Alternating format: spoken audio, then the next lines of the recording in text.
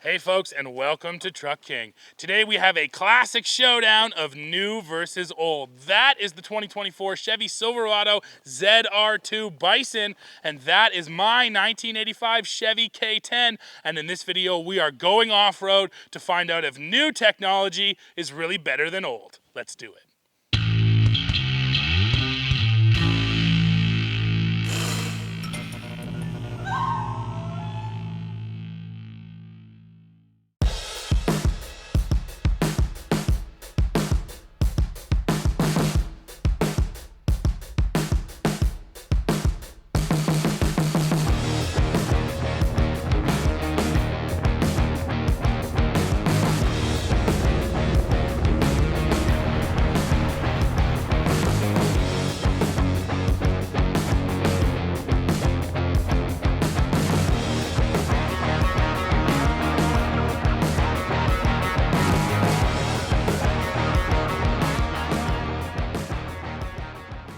Let's do the walk around now. I do have to acknowledge one thing straight up front, which maybe is obvious, but yeah, Big Green is modified. This is not the way the truck looked when it was sold down in Colorado in 1985. It has a 4-inch lift, 35-inch tires, and a General Motors ZZ6 crate engine. So that is a 350 V8, otherwise known as a 5.7 liter V8, making 400 horsepower at the crank. Now that was added in by the guys over at TFL Truck, and then I bought it off of Roman and brought it back here to Canada. So if you are curious, if you've never seen Big Green before, go check out TFL and you can watch this truck right through its whole life on YouTube, how it got the engine, all that stuff. Now over here, we still have a naturally aspirated V8. So that is one thing that Chevy has always believed in, and they're still one of the last brands offering multiple V8s in their half-ton truck. This is the 6.2 liter V8, making 420 horsepower and 460 pound-feet of torque.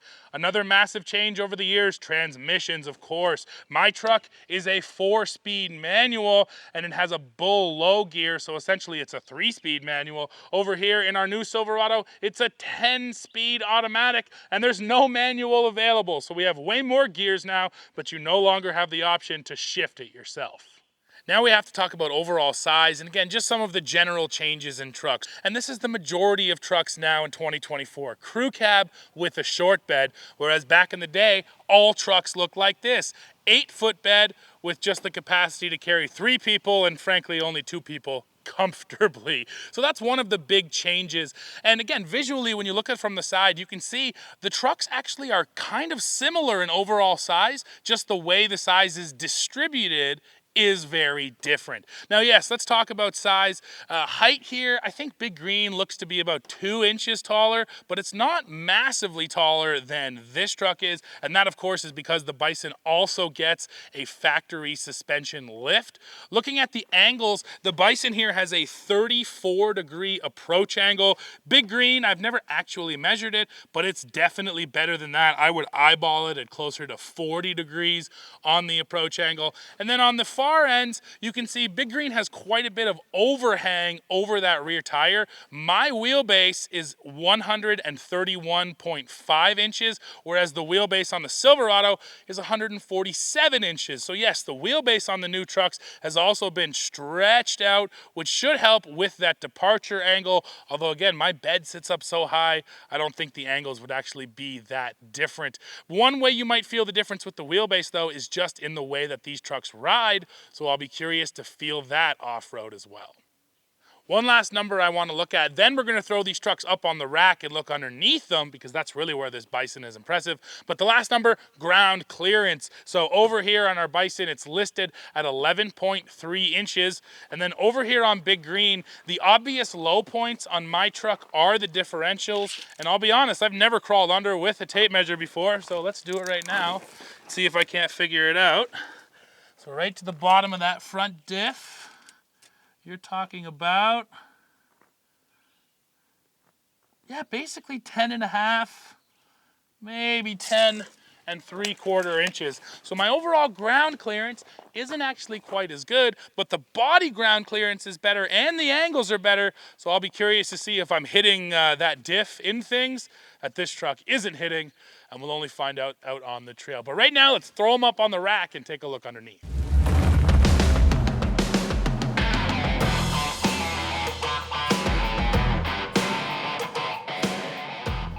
Now let's take a look here underneath Big Green. So I always like to point out the tow hooks. We do have these nice big exposed tow hooks right here, and they're connected right to the front of the frame, so they are solid. Nice to have those. Now as we move back, you're gonna notice this truck is just so dead simple, and that's another thing that was pretty common when trucks were being built back in the day. So what I mean by simple, 4-corner leaf springs here. Nothing fancy there. And of course, a front and rear axle. So no independent suspension to be found. And then, yeah, it's an old truck, so you also might notice it's a bit leaky. I've had a slow power steering fluid leak up there for quite a while. Maybe a tiny oil leak, and back here, a bit of a transmission fluid leak. Although when I put the new tires on this truck, and yes, these are new tires, I just did an oil change and swapped out that transmission fluid. So always feels good to get underneath and do some maintenance. Now I'll grab my magnet here and show you there is one skid plate on Big Green. It's right here. It's a steel skid plate for the transfer case. So when you get a K10, that was the 4-wheel drive model, it came with that one skid plate just because the T-case really does hang down a little bit lower than everything else, hangs down lower than that frame rail right there, so they wanted it to be protected. So nice to have a bit of coverage under here, although other than that, she is pretty open. The fuel tanks do get these sort of durable plastic skid plates, and I did say fuel tanks. There's a tank here and a tank here. The saddle tank in 85 was an option, so I have dual fuel tanks which are operated by a little switch up on the dashboard. Now as I roll back, you'll also notice true dual exhaust. These exhausts never come together. They come out each side of the engine and then straight back and dump out right in front of the wheels here. Now finally we get to the rear end. I already mentioned leaf springs, and you have that solid axle back there, and that's about it. There's space for a spare tire back there, but I usually just keep my spare up in the bed actually. So yeah, you can just see the simplicity when you're looking underneath an old truck. Now let's see how it compares to a new truck.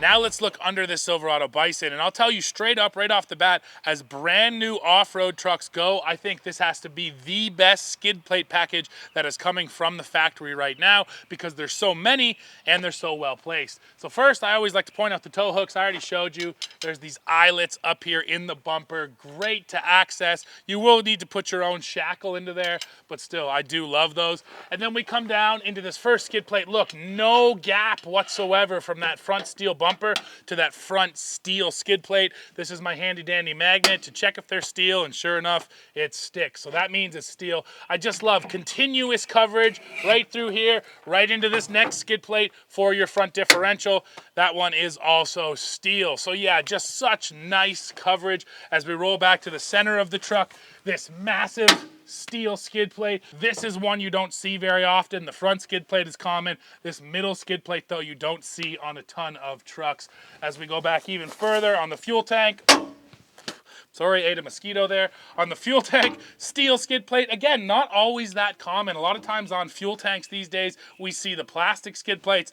This is the proper steel. And then maybe my favorite one is that skid plate right there on the rear differential. It looks like a little helmet or a little upside down turtle shell on your rear diff. Awesome to have that protection too. So yes, the protection here is really, really quite good, and obviously doesn't even compare to Big Green. Now some of the other big differences from my truck, of course, there's no front axle here. This is independent front suspension, and you're using these Multimatic dampers, DSSV dampers. The whole idea here is that they're position sensitive, so they will respond based on how you're driving, but these are not active dampers. There's no computer doing anything. It's a passive system that just involves valving inside of that shock. So this should definitely feel much better than my 4-corner leaf springs do. Now, if I do have one complaint underneath this Silverado Bison, it's the rock rails over here. They're actually connected here to the rocker panel, just to the body. If you want rock rails that will totally support your vehicle worry-free, you want these to be mounted straight up to the frame. Some brands do that, but Chevy didn't do that here with its rock rails. One last point I want to make is to just look at the beds and see how they've changed, because older trucks had larger beds, that's absolutely true, but newer trucks have more clever features in the bed. Let me show you. So first of all, of course, no damp tailgate here, and not even the wires. It's all this steel componentry holding my tailgate on. And yeah, of course my truck's lifted, so it's more of a pain, but there was never any steps or any way to climb into your bed. You just had to do it your dang self. So once you get up in here, you'll also notice just a total lack of tie downs. There was no tie downs that came standard in these trucks. You did get the stake pockets here in the corners, which you could then drill into if you wanted, but still nothing really natural to tie your truck down to. You'll notice I added these, which come from Princess Auto. That's basically our version of Harbor Freight tools for all the Americans. But even those, I don't trust them that much. So yeah, you don't get anywhere to tie stuff down. You're not getting multiple layers of tie downs, any steps, any lights, none of that stuff. This was just a plain steel bed. Even this rubber mat has been added. That's just, yeah, a bare steel bed. Although, of course, my bed is 8 feet long. I have this big steel toolbox in the front, and I still have more space in my bed than over here in the Bison. But now let's go over and I'll show you. So in the Bison here, we have the multi-flex tailgate. That is pretty cool. So you can open just this one small section. You can use that as a little workbench if you want. It has a load stopper here, which corresponds with the cutouts in the side of the bed. So you can put lumber in here to create a multi-tiered bed, and then you can use that load stopper. And then, of course, probably the best feature, if you drop the whole gate and you drop the small gate, and then you fold that guy out, you're getting a massive tailgate step. And look, it even has a handle. So it just makes it so much easier to hop out of the back of your truck and then hop back in.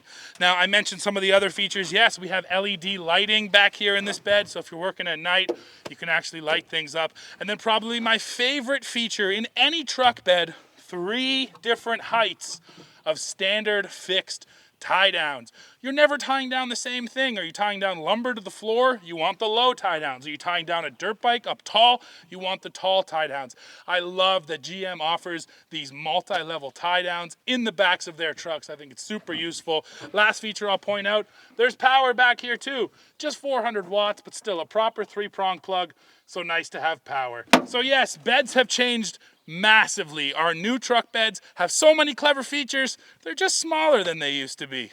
Let's compare how they sound now. And for 2024, this Bison actually has a new trick. It has an active exhaust. So when you're in normal driving mode, it's fairly quiet. And then when you go over into sport mode or into off-road mode, that baffle opens up and you can really hear it. So first of all, I'll show you with the baffle closed, and then we'll get it open. Okay, here it comes in normal mode.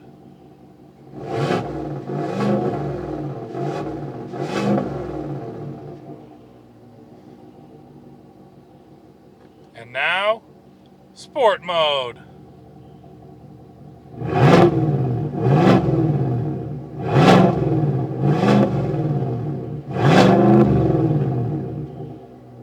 And now here's Big Green with its MagnaFlow exhaust.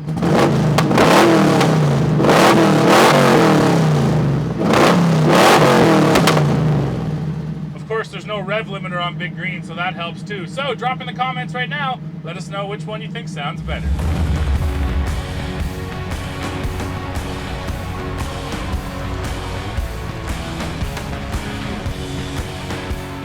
And now it's time head-to-head off-road. So our first obstacle is the ditch crossing. I've already done this with Big Green, and you can see it here.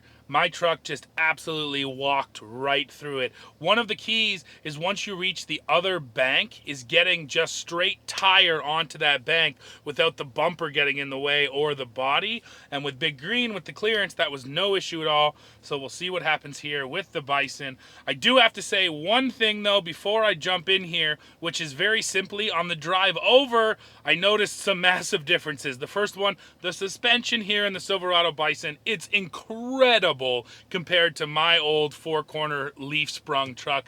I'm bouncing all over the place in Big Green, just driving down the trail. Here, it's so comfortable. And again, testing them back to back, you feel the difference. It's just ridiculous. And then, yeah, on the topic of comfort, I have my cooled seat on. The air conditioning actually blows really cold in this truck. And then I have satellite radio. So yes, this is probably stating the obvious, but in every single comfort metric, new trucks are just way better than old trucks. But we're here to test the off-road, so let's do that. I've got it in 4-low off-road mode. There's something else my truck doesn't have, drive modes, and nothing is locked up. This truck does have locking front and rear differentials, but I didn't lock up in Big Green because I can't, so I'm not going to lock up here. The other thing I have to do here is roll through with a bit of momentum, because in my truck, especially the manual, that's what I had to do. So here we go. In and out.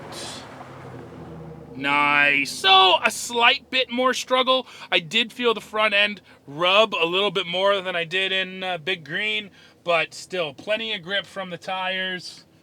And yeah, climbed right up there. Let's see how it does in the ruts.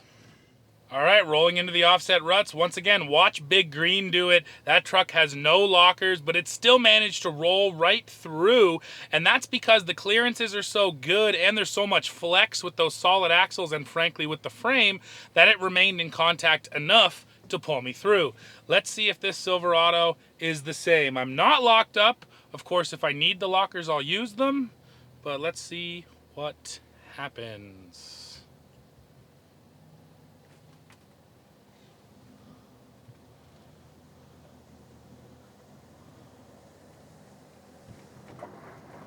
Oh, here's some struggle. Here's some struggle. So right here, guys, this is what the lockers are all about. Nice! Okay, so it struggled and struggled, but it actually did manage to just find enough traction. Let's see if I can do it here. Okay, you know what? Just to prove the point right now, I am going to lock up that rear differential because that should make all the difference in the world here. Okay, now I'm locked in the rear. Here we go. And of course, look at that. No slip, absolutely crawls through. So yeah, you know what? The flex isn't quite as good as on my truck, and that is where twin solid axles does make a difference. Get the solid axle, and essentially when the one tire is going up, it's pushing the other tire down into the ground. That doesn't happen with independent front suspension. So once I locked up the rear with that solid axle, it had plenty of grip, but without the locker on, it was struggling. It might have made it through if I let it kind of chew its way through, but it would have been close. So there was another big difference, and that's why lockers in some situations can be quite important. I do wish I had lockers on my truck. It's something I might install one day, but for now, again, just the fact that the flex and the clearance is so good on Big Green, yeah, I don't find myself usually needing them. But I'm happy to have them here in the Bison, and let's go dive into thick mud now. Now it's time to get into the sloppy stuff, and this is essentially just a trail through the swamp. And this is where we're going to really test the tires, which once again, Big Green definitely has the advantage for off-road. On Big Green, it's a set of Kumo Road Venture mud terrains. So yes, those are about as aggressive as it gets. Whereas here on our Bison, we have the Goodyear Wrangler Territory all-terrains. A really good set of tires, and a set of tires which is showing up on a ton of stock off-roaders these days.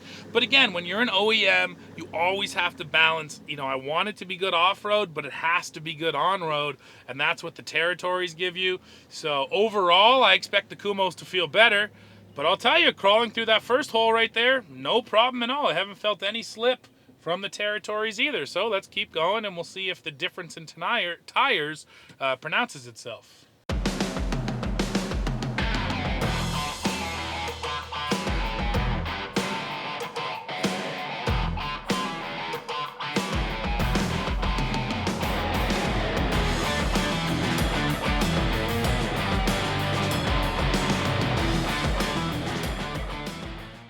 Alrighty, we're approaching the deep section. So first, watch Big Green do it. And again, it did it pretty much flawlessly. The Kumos felt really good. The one thing I'll say, I already mentioned the suspension. My truck, there's a bunch of rocks in the water. Big Green was bouncing all over the place, and I wanted to build up a bit of momentum. So yeah, just the comfort here in the Silverado is so much better. Again, that's an understatement. I'll probably keep saying it too. But that's where it's really pronounced itself. Otherwise, I'm curious to see the clearance. And if I hit a couple more things in the Silverado that I didn't hit in Big Green. But here we are, dropping in right about now. Let's go.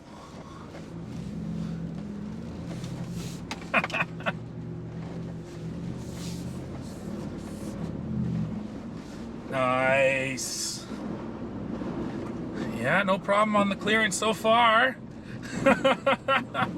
And I should have a rock net right there on the passenger side, right there. I can feel the water splashing up on the doors.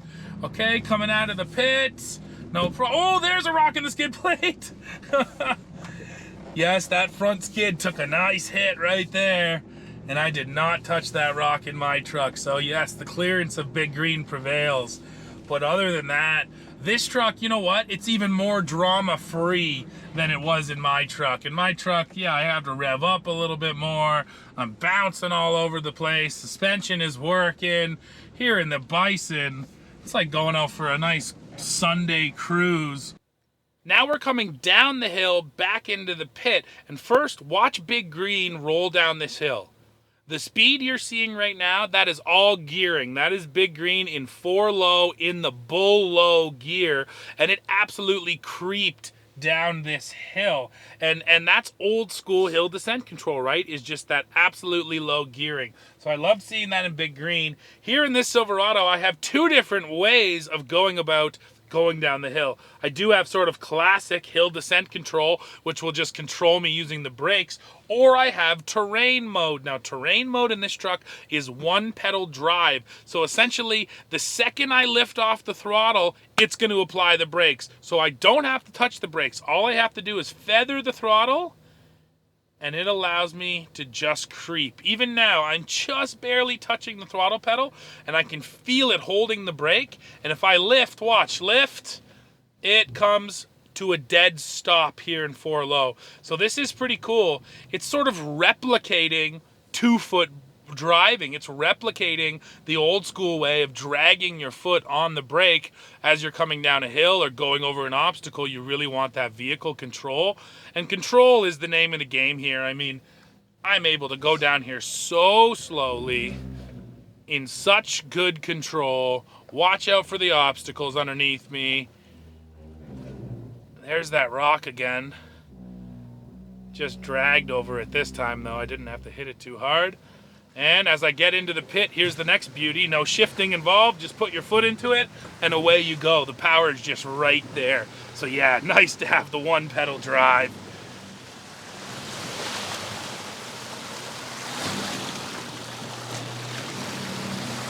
And back to the tires. The territories are marking their territory and making easy work of the hydro line. Wow. Nicely done, Bison. Definitely a different experience than Big Green, but in terms of just completing the same obstacles, this truck's doing a great job too. Now we'll head over to the left hook, see how they compare over there.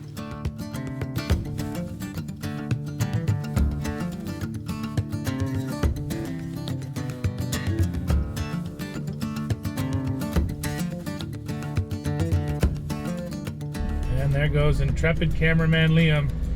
Give him some credit today, folks. The bugs are out strong here in Ontario. And while I'm sitting in here in comfort, he's out there braving them. Oh yeah, and shout out to the Can-Am Commander XTP.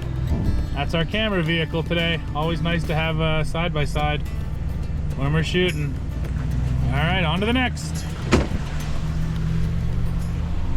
There's something else I want to showcase on our way over to the left hook, and that is quite simply that this truck, the Silverado ZR2, don't forget, was designed by going desert racing. This thing is all about high-speed off-roading, And once again, comparing it to 4-corner leaf springs, it's barely a comparison. I can build up almost no speed in Big Green before I'm bouncing off the roof, whereas in this truck, I can do this.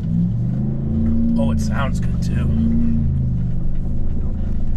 That's 30 kilometers an hour up over these huge whoops. Oh my gosh, is that ever fun? Yeah, that is, you can't even imagine doing that in an old truck with stock suspension, even with the lifted suspension that I have. You could not do that, absolutely. Whereas here, you can really get some speed going too. So when it comes to the high speed off-road, it's no contest. This ZR2 is pretty incredible, honestly. All right, entering the left hook now. Oh, the mud's getting sloppy, and I already did turn it all up once with Big Green. Did not want to turn right there. Oh yeah, okay, finally got a bit of slip out of it. Not a huge amount, but definitely a tiny bit more slip and struggle there than my truck. Let's see how it does on the tough part. First, watch Big Green jump into the deep section, and actually there's not a ton of water sitting here right now, but it's still quite muddy, and the hard thing here is always the transition from watery, muddy ruts up to the hill. Big Green did a great job. The Kuma mud terrains had grip for days, and I did roll into the hill with an okay amount of momentum, but it didn't really feel like I needed it. So yes, it was no problem. Going up and over those loose rocks on the hill, I was bouncing all over the place, but the truck definitely handled it. And time to jump in here with the Bison and see the difference. I do anticipate a little more rubbing here and a little more testing of the boron steel skid plates. Let's see. Power feels good. Grip feels good. Coming through the ruts. Oh yeah, no problem. And here, oof, that was a much harder hit than last time. Transition. Oh, more slip there. Okay, nice. I had about a half a second of slip there where the rear end felt like it got a bit squirrely because I kind of put my foot into it, but once I got past that, no problem. Nice. So yeah, I think I can confidently say now, no surprise, these tires are just a tick less aggressive, and therefore there's a tick less traction than I have in Big Green, but it is not a massive difference. And yeah, so far with all the obstacles I've thrown at them, they've both gotten me through. But now we do have to get to maybe the most important point, as it is in most videos, the price, because this is one heck of a capable truck, but you are gonna pay for it. As it sits, the truck in this video, this Silverado Bison with a couple of options on it, will sell for $105,000 Canadian. Now, Big Green, I think as it sits, I could probably get maybe $15,000, maybe $20,000 Canadian, maybe for it. Of course, it's modified, it's got the crate engine, and yeah, it's got problems, so I'm always working on it because it just needed a new battery wire, and some of the wires to the starters went bad. So yeah, that's the thing with an old truck. You're always working on it, but it's also gonna save you money. It's just not as expensive. And here's one other thing with that price point. At 105 grand, this truck is so capable, but it scares me taking it off-road. If I owned this thing, I would probably baby it at all times. Whereas you get something old and simple, and frankly, my truck's also a bit beat up, so I like it, I want to take care of it, but if it gets a couple new dents and dings into it, I'm just not that worried about it. So here's where there's just a philosophical difference between old and new. Old off-road, they go together really well, because yes, if you go off-road, you're gonna damage your vehicle eventually. Absolutely, it will happen. So do you want to damage your expensive $105,000, computer on wheels? Or would you rather damage something old and simple that you might be able to fix with a big hammer? So in that way, for anybody who would come to me and say, hey, I want to get into off-roading pickup trucks, where do I start? My first suggestion is always start with an old truck. Don't go brand new. Go get something 20 years old, 15 years old, do the modifications to it, learn on that, and then maybe one day, and of course it all comes down to whether you have the money or not, then you can step up to something like this, because again, I can't really defend the price. It does feel exceptionally expensive, But if you can afford it, you're getting something that is so good off-road and then also incredible on-road.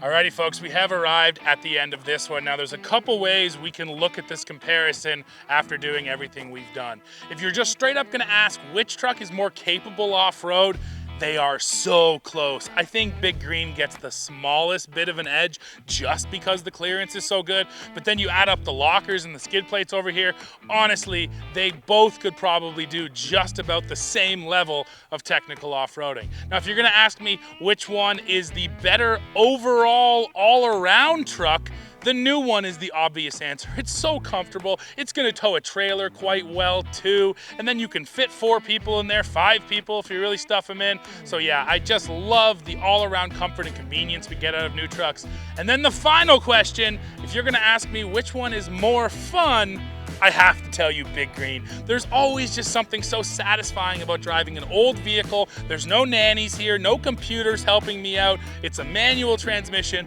When I go off-roading in my truck, I feel like I'm truly doing something out there over in any new truck, frankly, but in this Bison, it's doing so much of the hard work for me, which is incredible engineering, but not quite as satisfying. So yes, just looking at the fun factor, I'm going Big Green. But now, of course, I need to hear from you because there's so many different ways you could break down this comparison. So drop into the comments, let me know what you think and which truck you would take. Oh, and by the way, let me know what you thought of all of our testing today here at Ironwood. And then while you're down there leaving us that comment, don't forget to hit like, hit subscribe, hit join to become a member of our channel, and then come right back here to Truck King to see what we are testing next.